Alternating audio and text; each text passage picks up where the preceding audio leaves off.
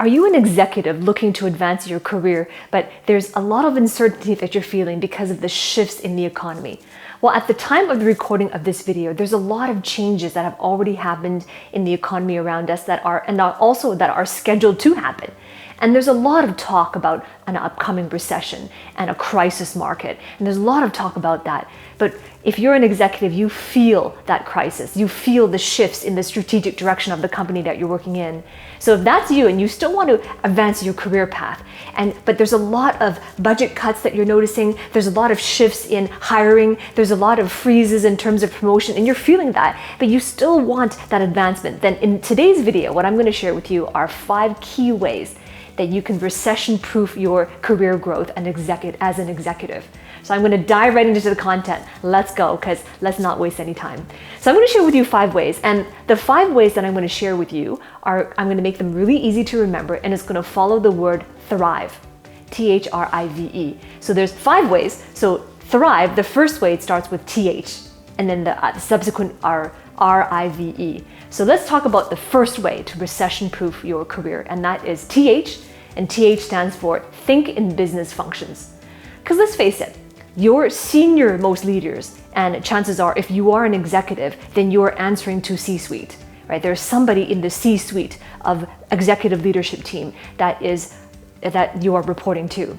And this is important to think in terms of business functions, because in a market, the sole function and goals and aims of C-suite is to be able to delineate what is the vision that we're heading towards, what's our mission, where are we heading as an organization, what is then therefore the strategic direction that we need to make, what are the key decisions we need to make in order to make those visions come to fruition, in order to head that direction.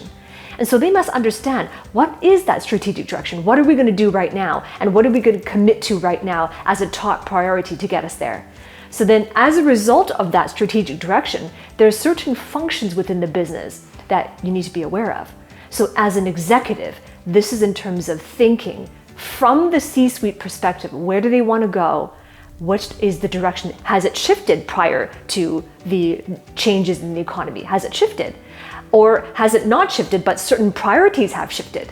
So it's really important to be involved in those decision-making discussions, to be involved in those meetings with respect to strategic direction. And as you're being involved in it, to make those contributions, knowing what the business functions are. So that is the first way to recession-proof your career. The second way to recession-proof your executive career. Now, TH, next letter is R. R stands for render an essential service. Because let's face it, whenever there are huge shifts in the economy, like we're experiencing at the time of this recording of this video, it's even more important that your organization, that their business functions are sustainable. Sustainability of their business functions is going to be the primary and top priority focus of the most senior executive team, the C-suite. So this is where it's important. Rendering essential services. What do I mean by that? You as an executive are a valuable asset to the senior most executive leadership team. You're a very valuable asset because your insights are positioned towards helping them make those strategic direction calls, those decisions. So this is where it's important.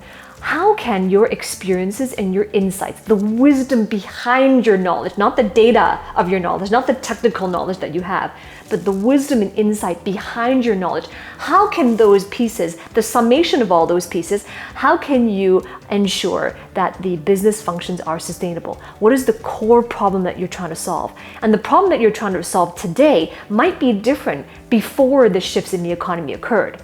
Or it might have been decided that the problem, the issues that we are solving are going to be different intentionally because we need to get ahead of a potential recession. So what is the real problem that you are solving? What is the real problem? And as a result of solving that real problem or the new priority problem that we're choosing to solve, what is the outcome that we're going to work towards?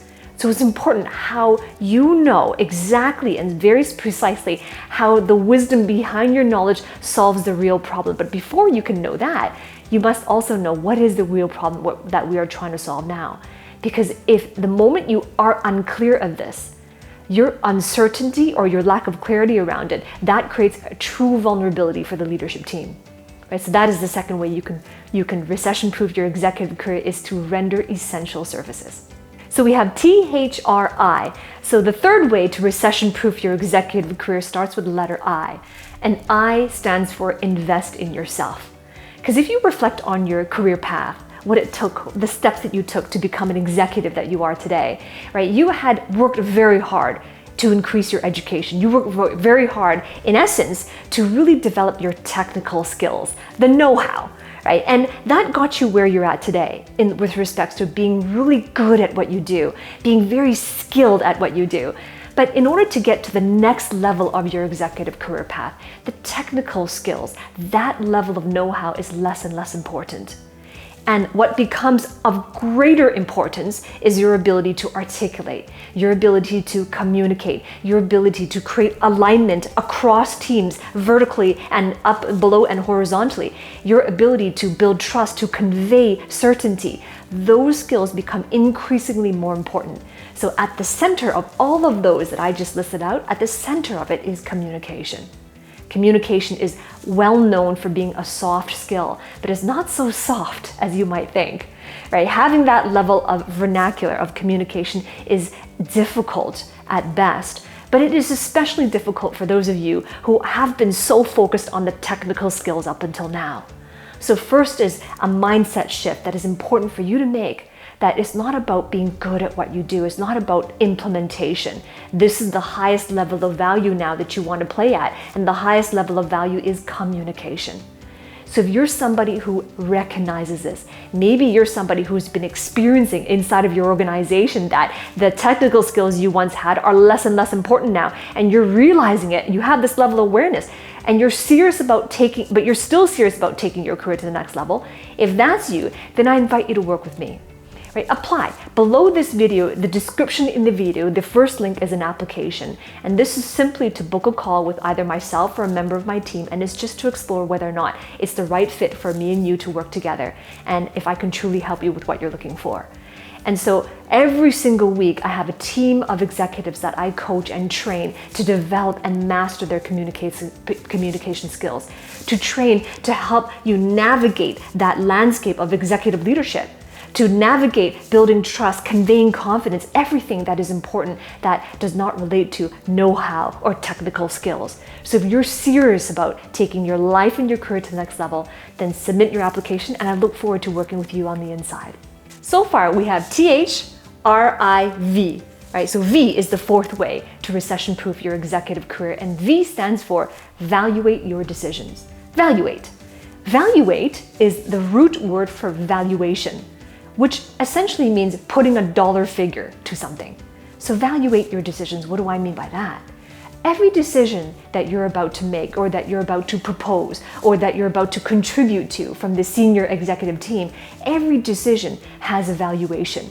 And it has, which means that the decision, the consequences of that decision, after acting upon it, has real consequences that affect the financial status of the company, or the financial strength of the company, or simply the finances of the company. Because when it comes to an economy where there are constant changes and shifts, and if there are talks about an upcoming recession, then it is utmost important that cash flow, that a company, an organization maintains their cash flow. It is of utmost importance because of business functions, because of maintaining great hires, because of maintaining leadership, because of growth, and so on. But as you're evaluating your decisions, it's important also to realize that it's not just about the bottom line. It's not just about the profits that the company makes. It's also top line and bottom line.